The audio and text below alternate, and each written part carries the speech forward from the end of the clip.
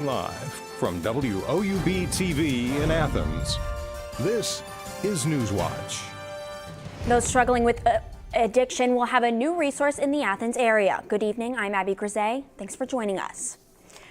A new opioid addiction center is planned to open on East State Street in October. The center will be operated by Groups, an organization that offers substance abuse help without having to travel to cities.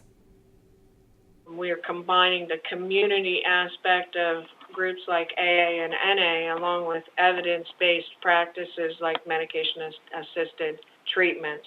So I think that that's what makes our company different from others that are in the same business.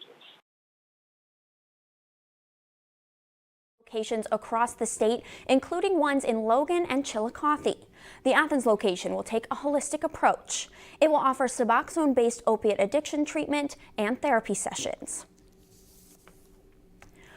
A new study reports patients who get their opioids in the emergency room are less likely to use them long term. The paper analyzed 5.2 million opioid prescriptions.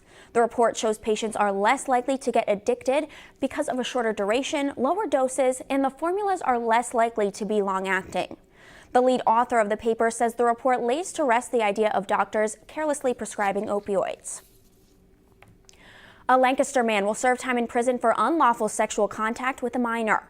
The Athens Messenger reports David Yanez was sentenced to 1 year in prison yesterday. Yanez was charged after engaging in unlawful sexual contact with a 15-year-old girl last year.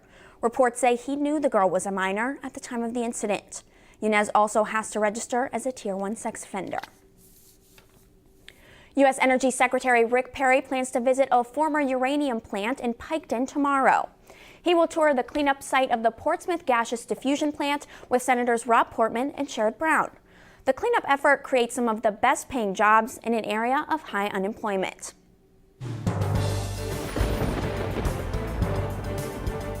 We had a nice cool down today in Athens and the surrounding areas, so fall may be back, but not for long. Don't worry. We will see the warm temperatures again into next week, but for the weekend, we are going to see some beautiful, cool weather with clear skies as well. But as for our hour by hour for tonight, we're going to take a look at by 7 p.m., 68 degrees with clear skies, staying clear through the night and a starry sky for by 9 o'clock, we'll see 60 degrees as well. And looking at our overnight lows for the area, 45 for Athens, 51 down in Ironton, 45 over in Newark as well. And tonight in Athens, we're going to see a low of 45 degrees with some nice breeze as well. Perfect night to have your windows open. If you're hanging outside, you might need a light jacket, but nothing too significant. But those clear skies will linger. I know in our apartment today, we had it real nice and cool, and the same will go for this weekend. We will see a little bit of a warm up into next week, but I'm excited about the warm or cooler weather, fall weather now, finally. I am too.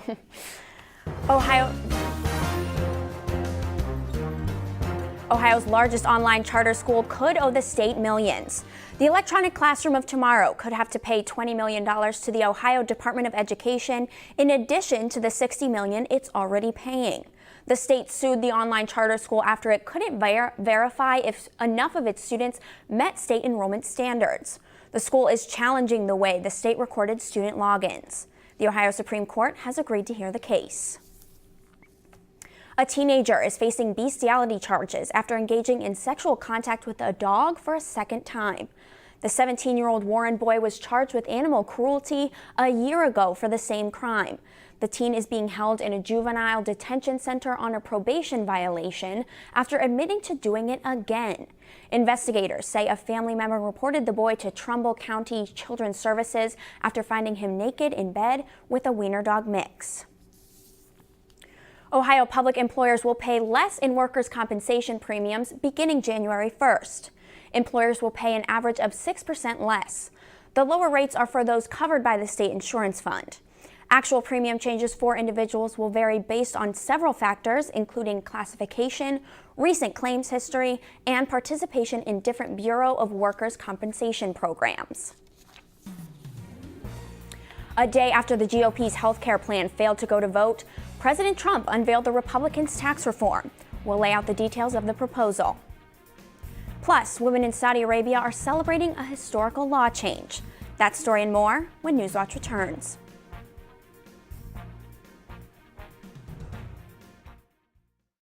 University students really have a huge sense of pride in our campus, in our school, and in our education. People don't come to Ohio just to go to college. They come here to become a Bobcat. It's a really unique atmosphere. Bobcat pride is having that natural camaraderie. Bobcats are just happy to be Bobcats. My favorite time of year at Ohio has to be homecoming. When the alumni come back, you can see that the love of this university doesn't fade. Once you're a Bobcat, you're always a Bobcat. Hey everybody, I'm Gridiron Glory host Joseph Payton. Every Friday night live at 11:30, we will have a jam-packed show for you with everything that went down on the local gridiron that night. From every touchdown pass to every crushing hit, Gridiron Glory is your #1 source for all things Southeast Ohio football. So please be sure to tune into our show and also follow us on Twitter and Snapchat at Gridiron Glory, and of course like us on Facebook. I promise you won't want to miss out, because remember, there's nothing better than Friday nights and Gridiron Glory. I knew that I wanted to come to Ohio University from the very first time I visited here. There's something about the campus that grabs you. It was really comforting. Very welcoming. It's one thing to write down your name and your GPA and that kind of stuff and send it in. It's another thing entirely to be here and see how great it is. The campus here is just electric. Absolutely gorgeous. Everything just looked really college-like. I looked at my mom and I said, "This is it." And she said, "The tour's just started." I said, "No, you don't understand. This is it." My professors really care. They care about my grades, they care about my opportunities, they care about my experiences, they want me to succeed. They give those opportunities to the students. My professors have been extremely approachable. Literally, their door is always open. You can go to them with pretty much anything. Everyone knows your first and your last name and where you sit in the classroom. I really never feel like I'm being talked down to or just being taught material. I always feel like I'm having a conversation. And they want to share those opportunities and those experiences with us.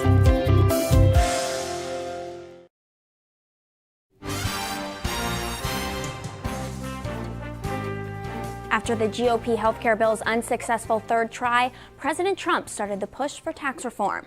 Joe Johns reports on the proposed framework. There's never been tax cuts like what we're talking about. President Trump kicking off the Republican Party's ambitious push to slash tax rates and revamp the tax code, unveiling a 9-page framework that includes reducing the number of tax brackets from 7 to 3, doubling the standard deduction, increasing the child tax credit, reducing the corporate tax rate from 35 to 20%, creating a new tax rate for pass-through businesses, and eliminating the alternative minimum tax and estate tax. Trump's plan lacks many key details, including what the income levels are for the new tax brackets and how they plan to pay for the tax cuts. The Committee for a Responsible Federal Budget estimates they will add $2.2 trillion to the deficit. This is a revolutionary change, and the biggest winners will be the everyday American workers. Mr. Trump attempting to cast the proposal as a boon for the middle class, but Democrats say it is wealthy Americans who will benefit the most. Behind Republicans' vague framework and deceptive math, the American people find a billionaire's first tax plan that fails the middle class. Mr. Trump also insisting that Republicans have the votes to repeal and replace Obamacare, despite the fact that the co-author of the latest bill refutes that. The president says Congress fell short because of Republican Senator Thad Cochran's absence. We have the votes to get it done. You can't do it when somebody's in the hospital. Senator Cochran tweeting that he is not hospitalized, but recovering from a medical ailment. All this as several controversies consume the White House. The president facing growing questions about the federal response to hurricane-ravaged Puerto Rico and the Virgin Islands. Across this country. As 3 of the president's cabinet secretaries are under fire for spending taxpayer dollars on costly flights. The president scolding Health Secretary Tom Price over his repeated use of private planes, foregoing cheaper commercial options. I'm going to look at it. I am not happy about it, and I let him know it. But a White House official says Price's job is safe for now. And the president continues to sound off on the NFL not doing anything to stop players who kneel during the national anthem. In my opinion, the NFL has to change. Or you know what's going to happen? Their business is going to go to hell. The president is also going after Facebook, accusing the social media giant of being anti-Trump after they agreed to turn over Russia-backed ads to investigators. CEO Mark Zuckerberg pushed back on that in a Facebook post yesterday. The Facebook CEO also announced yesterday the company is sending a team to Puerto Rico to help restore telecommunication. The island has been mostly without power or cell service since Hurricane Maria hit over a week ago. Facebook's connectivity team will try to get the systems back up and running. That will hopefully help family members stay in touch and coordinate relief efforts. Facebook will also donate $1.5 million to 2 organizations that are helping Puerto Ricans. The Kingdom of Saudi Arabia is ending their ban on women drivers. Saudi Arabia's King Salman announced women will be allowed to drive in the country for the first time starting in June of 2018. Jeannie Moose reports on this historical law change. Thelma and Louise, your next desert could be in Saudi Arabia. The news rang out from the UN, giving women the right to drive, to The Daily Show, that will allow women in Saudi Arabia to drive. Yeah! Prompting Hillary Clinton to tweet, "It's about time. Ladies, start your engines." Until now, Saudi ladies only started their engines to protest and drive around illegally. As this activist author did in 2011, she got arrested and charged. The crime driving while female. Now she's tweeting, Saudi Arabia will never be the same again. The rain begins with a single drop. Some Saudi women were downright gleeful. Tweeted one, started from the bottom in a bumper car. Now we're here in a real one. Women should be able to get driver's licenses starting next summer. I can't wait till June. I haven't slept from excitement. Some non-Saudis were sarcastic. Oh wow, Saudi Arabia trying to catch up with the world, 1 century at a time, guys. But singer Rihanna Instagrammed a celebratory illustration. Some Saudi women spend 1/3 or more of their salary to pay low-wage foreigners to drive them to work. This cartoon showed a woman driving one of those chauffeurs to the airport, wishing him safe travel. Figures Saudi women would finally get the right to drive, just when cars are about to become self-driving. Time to throw this joke to history dump, read one tweet featuring a Thelma and Louise cartoon. It was only 8 minutes, says the husband. They edited out all scenes of women driving, answers the wife.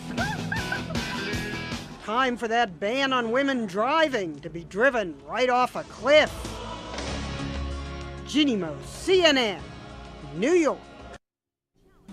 Playboy's founder Hugh Hefner passed away yesterday. A look at his life. That story's still ahead.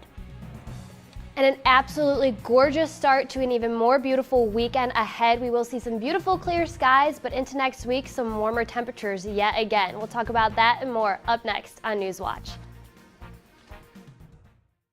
Professors really care. They care about my grades, they care about my opportunities, they care about my experiences, they want me to succeed. They give those opportunities to the students. My professors have been extremely approachable. Literally, their door is always open. You can go to them with pretty much anything. Everyone knows your first and your last name and where you sit in the classroom. I really never feel like I'm being talked down to or just being taught material. I always feel like I'm having a conversation. And they want to share those opportunities and those experiences with us.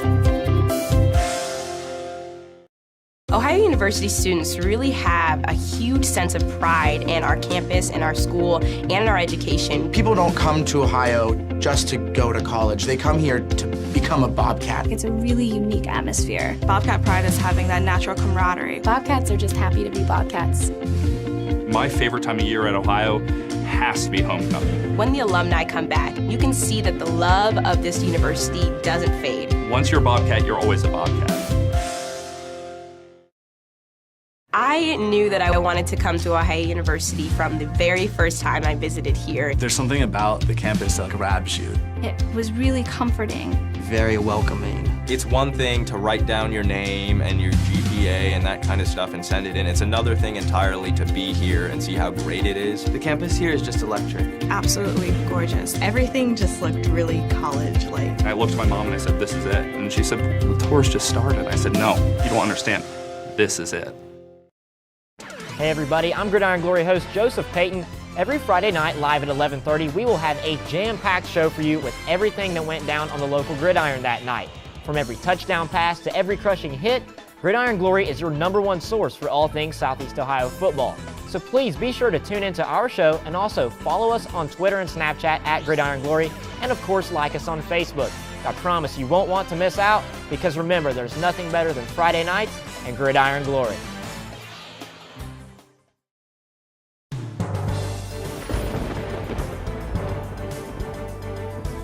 Welcome back, and we're looking at some beautiful weather today in Athens. Right now outside, 74 degrees under clear skies and winds from the northwest at 8 miles an hour. With really low humidity levels too, perfect time to open up the windows and air out the houses and the apartments and take advantage of this beautiful weather, as we did see some really hot record-breaking weather. We're looking at right around normal. 75 is our high for today, and 71 is the normal for this time of the year. And the record was 90 for today, and yesterday we hit 92. So thank goodness we're not around that anymore. I'm very glad to be out of that hot weather.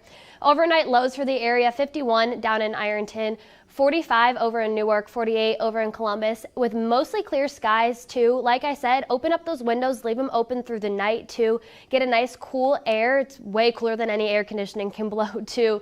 75 or 45, not 75, that'd be a really hot low.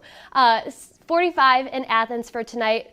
Nice breeze rolling throughout to a north wind at 5 to 10 miles an hour. Clear skies too, so if you're out having a bonfire or anything too, you'll be able to look up at those beautiful stars tonight in Athens County, as well as everywhere else. Taking a look at the precipcast, obviously there's nothing over anyone near us. This cold front is going to move through into the weekend and tomorrow, and that it's just going to keep it beautiful, and high pressure is going to set in, clear skies as well. 79 by 8 a.m. tomorrow, and by noon, look at that, or 79, wow, I'm just really screwing up today. 47 by 8 a.m., 67 by noon, and then 73 by 4 p.m. Clear skies too, so at that 8 a.m. in the morning, you're going to need to take a coat, but by lunchtime, it'll be warm enough to be outside in a t-shirt and shorts. That's for sure. As for the bus stop tomorrow, 46. Clear skies to start, and that's definitely cooler than we're used to, so I know I'll probably be bundled up on my way to class in the morning and then have to wear layers too to take those off by our high of 74 for tomorrow. Lots of sunshine too. Winds from the west-northwest at 5 to 10 miles an hour. As for the right now around the area, 82 down in Jackson, so that's really warm over there. 77 in Marietta as well. Taking a look at our extended day forecast, beautiful, like just a bunch of sun and no rain chances either. Nice fall like weekend, but we will see some warmer temperatures into the start of next week. 77 by Monday, 81 by Tuesday, and 80 by Wednesday. Thursday, we will see a slight chance for rain as our next front will move through, and with that, temperatures will start to drop again, so we're going to see a little bit more summer, but not for much longer. I don't want summer to go away, but I'm kind of excited for fall as well. Over to you, Abby. Hugh Hefner has passed away at 91. The founder of Playboy magazine died yesterday at the Playboy Mansion in Los Angeles. Stephanie Elam looks back at the life of Hugh Hefner. He was one of the original American Playboys, a magazine tycoon who helped spark a revolution, one that challenged the nation's views on sexuality. I have celebrated the romantic connection between the sexes, and that's part of what Playboy is all about. Hugh M. Hefner, who liked to be called Hef, was born in Chicago in 1926 and raised in what he said was a strict household by conservative Protestant parents. I felt there was something more to life than the world I saw around me. In 1953, with just $8,000, the aspiring publisher produced the very first issue of Playboy magazine on the kitchen table of his Chicago apartment. The cover featured a photo of Marilyn Monroe and sold more than 50,000 copies when it hit newsstands in December of 1953. Hefner now had the funds to finance another issue, and the Playboy empire was born. Well, I have never really thought of Playboy as a sex magazine. What I've tried to do is create a lifestyle magazine for men. Hefner divorced his wife Mildred Williams in 1959, and during the early days of the magazine's success, decided he would not only promote the fantasy he helped create, but he would live it as well. Audiences got a taste of Hefner's good life in an early 1960s television show called Playboy's Penthouse. Come on in and meet some of our guests. Having already established himself in Chicago, Hefner made the move out west. In the early 1970s, when Playboy magazine was selling 7 million copies a month, he made his permanent home at the now famous Playboy Mansion in Los Angeles. In 1989, Hefner uttered the two words many thought he'd never say again when he married Playmate of the Year, Kimberly Conrad. I do. The couple had 2 children, but separated in 1998. Hefner said he realized he was much happier as a bachelor. I am essentially a romantic, so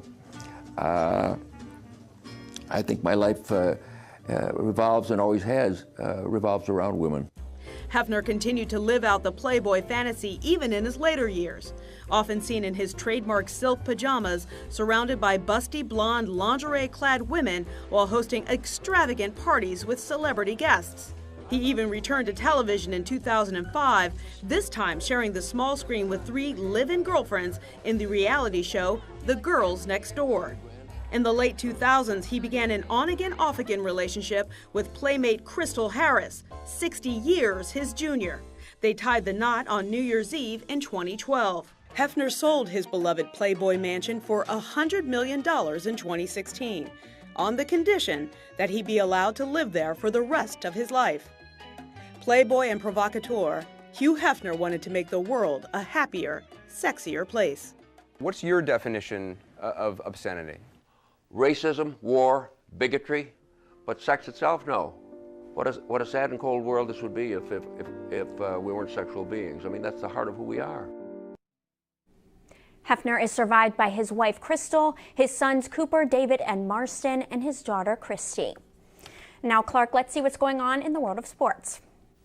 Clark Wicks here for sports. Stick around after the break to find out what Ohio University had to say about their new sponsor, Adidas, and the company's involvement in the recent NCAA scandal. Also, stay tuned to find out how the Indians and Reds did last night as the playoff picture becomes clearer and clearer. A lot can still happen in these next 5 games as we approach October baseball.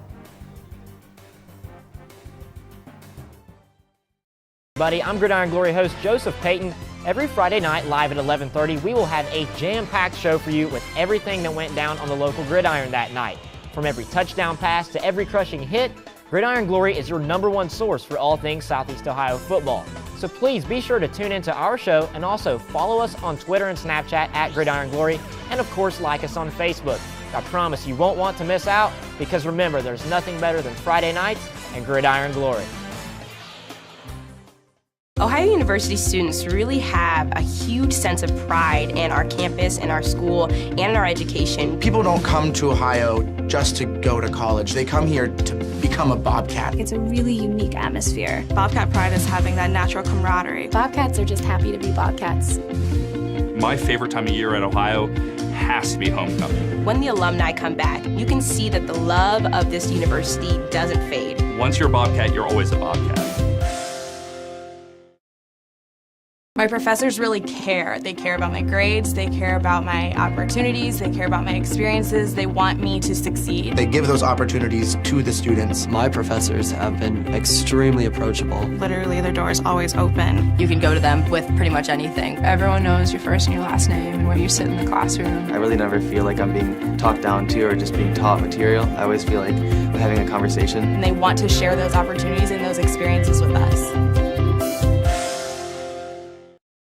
I knew that I wanted to come to Ohio University from the very first time I visited here. There's something about the campus that grabs you. It was really comforting. Very welcoming. It's one thing to write down your name and your GPA and that kind of stuff and send it in. It's another thing entirely to be here and see how great it is. The campus here is just electric. Absolutely gorgeous. Everything just looked really college-like. I looked at my mom and I said, "This is it." And she said, "The tour's just started." I said, "No, you don't understand. This is it."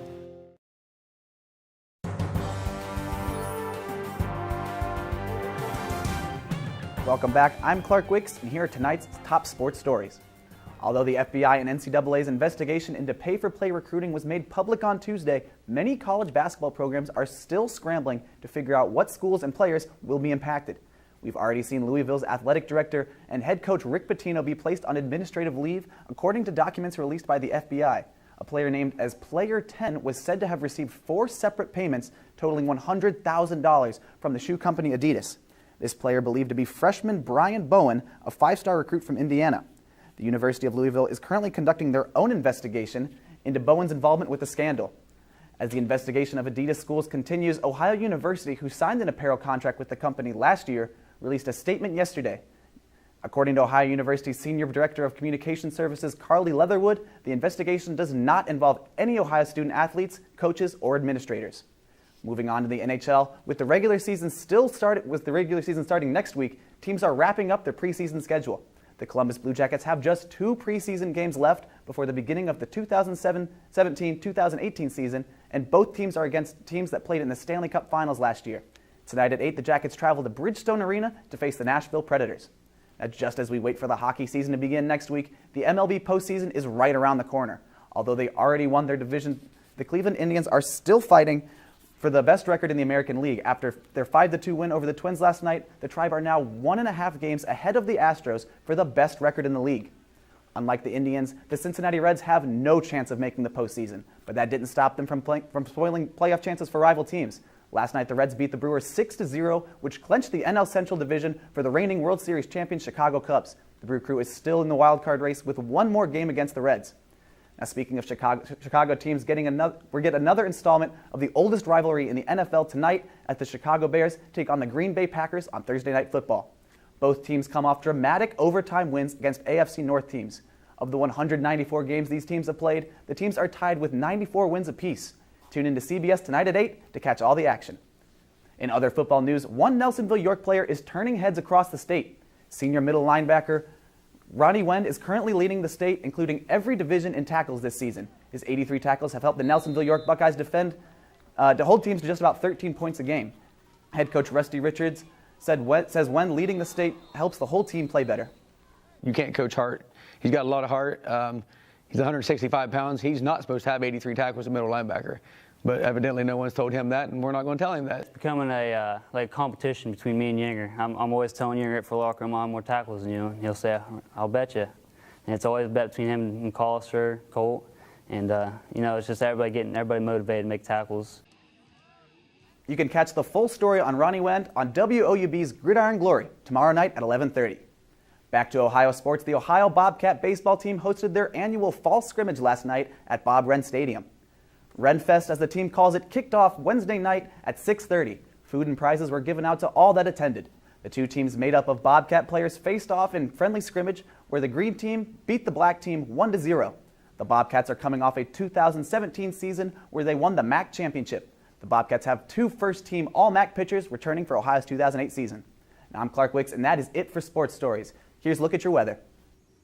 And tonight in Athens, a little bit chilly for our evening, 45 degrees and a nice breeze tonight. Perfect night to sleep with those windows open with winds from the north at 5 to 10 miles an hour. As for tomorrow, beautiful temperatures, 74 and lots of sunshine. So this is beautiful. Like I said, winds from the west, northwest at 5 to 10 miles an hour. Another perfect day as we had today, and that will carry over for the rest of the weekend too.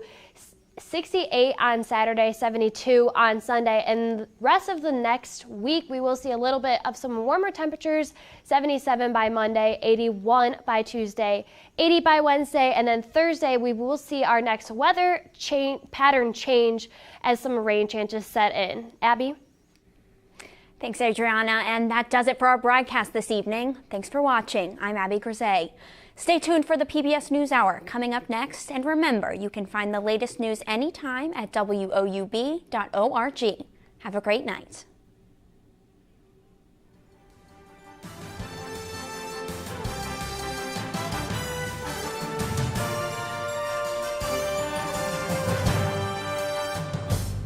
Buddy, I'm Gridiron Glory host Joseph Payton. Every Friday night, live at 11:30, we will have a jam-packed show for you with everything that went down on the local gridiron that night. From every touchdown pass to every crushing hit, Gridiron Glory is your #1 source for all things Southeast Ohio football.